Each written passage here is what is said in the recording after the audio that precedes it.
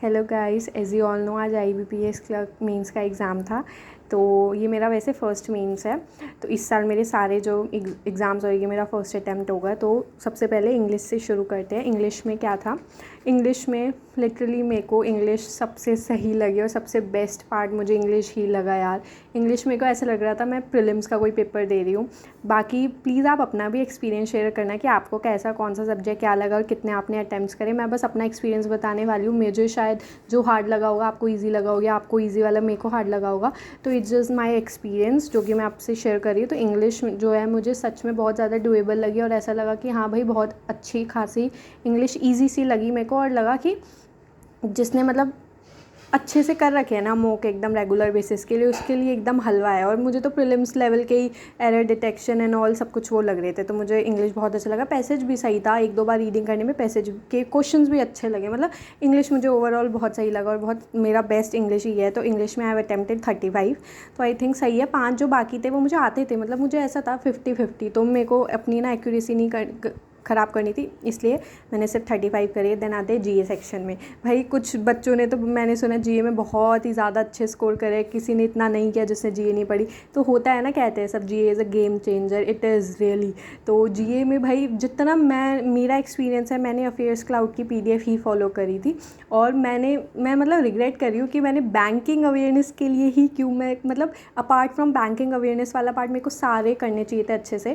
क्योंकि मेरे को लगता है मतलब जितना मैंने अब बैंकिंग अवेयरनेस का अफेयर्स क्लाउड से पढ़ा था ना, तो वैसे ही मुझे सेम टू सेम वैसे ही क्वेश्चंस मिले। तो आई थिंक मैं PO मेंस के लिए भी अगर क्लियर हो जाता है, शेयर माई रिजल्ट प्रीलिम्स का जब आएगा, तो मैं सीरियसली सिर्फ अफेयर्स क्लाउड को ही पकड़ने वाली हूँ भाई। क्योंकि मुझे इसके क्वेश्चन ही सेम वैसे दिखे और आज बहुत डायरेक्ट क्वेश्चन आए थे भाई GA में। जिसने अच्छे से GA कर रखी है उसके लिए बहुत ज़्यादा लाइक कहते हैं ना पीस ऑफ केक होगा GA। तो लेकिन मेरे लिए ये था, मैंने सिर्फ बैंकिंग अवेयरनेस ही करी हुई थी लास्ट के मंथ्स की। तो मेरे लिए ठीक ठीक था, इतना अच्छा भी नहीं कह सकती, इतना गंदा भी नहीं कह सकती। हाँ मतलब कर दिया। तो मैंने 24 जो है GA में अटैम्प्ट करे। तो ओवरऑल GA में यही है। मैं बाकी के अब अच्छे से करूँगी। बैंकिंग के तो कर लिए, बाकी जो अफेयर्स क्लाउड की PDF होती है तो उसके लिए मैं अच्छे से इसको ही फॉलो करने वाली हूँ। नेक्स्ट है जो रीजनिंग। अब भाई रीजनिंग में ये 3rd सेक्शन था। तो रीजनिंग में मेरे हिसाब से हाँ स्टार्टिंग में 2 मार्क्स का था ना भाई, मैंने तो उसको भाई ऐसे इतनी स्पीड से स्किप किया ना। मुझे पता था इसमें मुझे बहुत गंदा हंसाने वाला है। 2 मार्क्स तो है और 10 क्वेश्चन भी है भाई। अगर किसी की बन गई तो उसे 20 मार्क्स मिल जाएंगे, बट मेरे को पता था इसमें बहुत गंदा फंसेगी बच्चे। और एक दो जो मेरे आसपास थे वो कह रहे हैं कि हमने 10-15 मिनट उसी में बिता दिए, हमें लगा मार्क्स मिल जाएंगे, 2 मार्क्स के ले लो। तो लेकिन कुछ नहीं हुआ, 10-15 मिनट वेस्ट हो गए। मैंने पिछली वीडियो में भी कहा था भाई कि ऐसे बिल्कुल गलती मत करना, पहले आगे पेपर देख लेना कोई लंबी पजल उठाने से पहले। तो उसके हाँ तो मैंने मुझे इसमें ज़्यादा पजल दिखी नहीं, पता नहीं यार मेरे को याद नहीं आ रहा कुछ, मेरे को ज़्यादा पजल दिखी नहीं। मुझे क्रिटिकल रीजनिंग की हर नेक्स्ट क्वेश्चन क्रिटिकल रीजनिंग का नज़र आ रहा था। तो मैंने क्रिटिकल रीजनिंग, और क्रिटिकल रीजनिंग भी ऐसे नहीं कि हार्ड है भाई, क्रिटिकल रीजनिंग मुझे सही लगी, मतलब मॉडरेट। कुछ क्वेश्चन बहुत ईजी लगे, कुछ मॉडरेट लगे। तो मुझे क्रिटिकल रीजनिंग सही लगा। और बाकी मैंने क्रिटिकल किया, इसके अंदर मिसलेनियस वाला पार्ट मैंने सारा किया। और मिसलेनियस पार्ट के कुछ क्वेश्चन बहुत गंदे थे, मतलब लेंदी, इतना टाइम लग रहा था। तो लेकिन ये है कि पजल बनाने से अच्छा मैंने सोचा मैं यही कर लूँ, क्योंकि मुझे कह रही हूँ ना मेरे को सच में पजल नहीं दिखी थी, और वो जो 1-2 दिखी थी वो मुझे बहुत ही वो लग रही थी।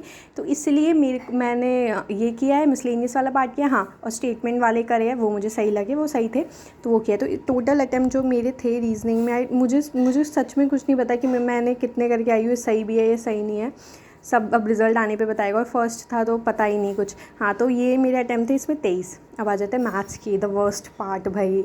मैथ्स में आते आते आई डोंट नो बाकी सबको ऐसा फील हुआ या नहीं, इतनी एफिशिएंसी डाउन हो गई थी, ऐसा लगता था आते हुए भी मैं नहीं कर पा रही हूँ। मेरी एफिशिएंसी बहुत ज़्यादा डाउन हो गई थी। अब मेरे को अक्ल आ गई, अब मुझे अपनी एफिशिएंसी बढ़ानी है कि मैं लास्ट तक आते आते मतलब मेरी वही रहे एफिशिएंसी, समझ रहे हो। तो मैथ्स तो भाई मेरे को ऐसा लग रहा था क्या ही। हाँ, तो सबसे पहले मैं मेन पॉइंट पे बात करती हूँ। मैथ्स में मैंने अप्रॉक्सीमेशन ऐसा लगा था प्रीलिम्स लेवल के है, तो वो मैंने जल्दी से अप्रॉक्सीमेशन कर ली। नंबर सीरीज़ में मैं कंफ्यूज हो गई थी, एक तो था वो बनने ही वाला था, बस मैंने कहा मेरे बस की नहीं है भाई, मैं बहुत थक गई थी। पता नहीं क्यूब, आप बताना अगर आपको इसकी याद है, मुझे को जानना है कि सीरीज़ का आंसर क्या है।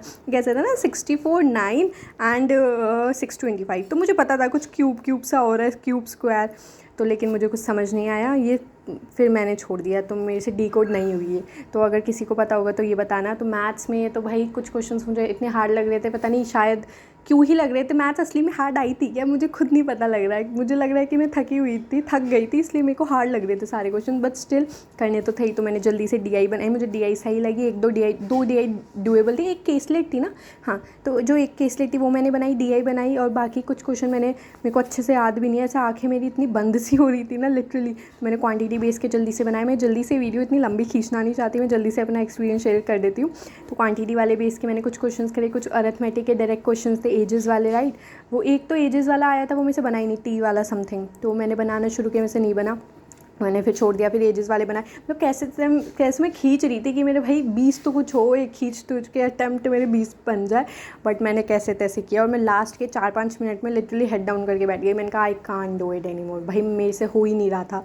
मैंने कहा मैं थक गई हूँ बहुत, मैंने अपना दे दिया जितना देना था, अब नहीं हो रहा। तो मैंने मैथ्स में बहुत ही कम अटैम्प्ट करे, मेरे को बताने का भी शर्म आ रही है, बट स्टिल चलो 15 मैंने मैथ्स में अटैम्प्ट करे। मेरे को बिल्कुल नहीं पता, मेरे बहुत ही गंदे अटैम्प्ट हुए। आई गेस मैंने टोटल भी नहीं किया कितने हो रहे हैं, ये 97 समथिंग हो रहे हैं, पता नहीं, हाँ 97 ही हो रहे हो, हाँ जो भी है आप देख लेना यार कितने अटैम्प्ट हो रहे हैं। तो 97, और पता नहीं, मतलब एक्यूरेसी तो है, मतलब इंग्लिश में आई एम डैम श्योर कि मेरी 99.9% एक्यूरेसी, इंग्लिश में मैं कर ही नहीं रही थी जो मैं श्योर नहीं हूँ। तो आई थिंक रीजनिंग में भी मेरी एक्यूरेसी मुझे सही लग रही है, क्योंकि मैंने वही करे अटैम्प्ट जो हो रहे हैं। तो रीजनिंग मुझे इंग्लिश सही लगी। GA में मेरी एक्यूरेसी सही है, 80% तो हो ही गया। 15-20 तो मैं श्योर थी कि यही है। कुछ क्वेश्चन में ऐसा होता है ना, अरे मार दो चलो ये हो गया, एक ह्यूमन हमारी वो होता है नेचर की, भाई कर देते हैं, सही हो गया। तो ये चीज़ है। बाकी प्लीज़ आप अपने भी स्कोर शेयर करना, मेरे को जानना है यार लोगों ने कितना करके आए हैं वो।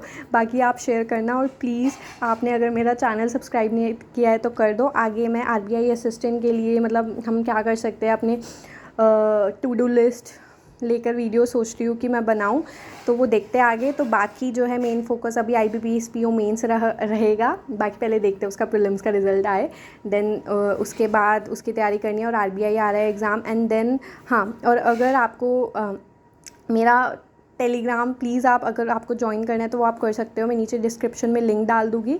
बाकी थैंक यू।